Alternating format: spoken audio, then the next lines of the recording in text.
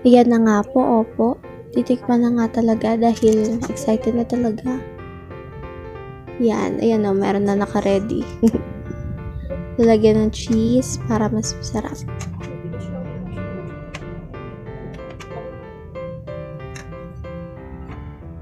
At ayan na nga, certified na masarap talaga siya, day.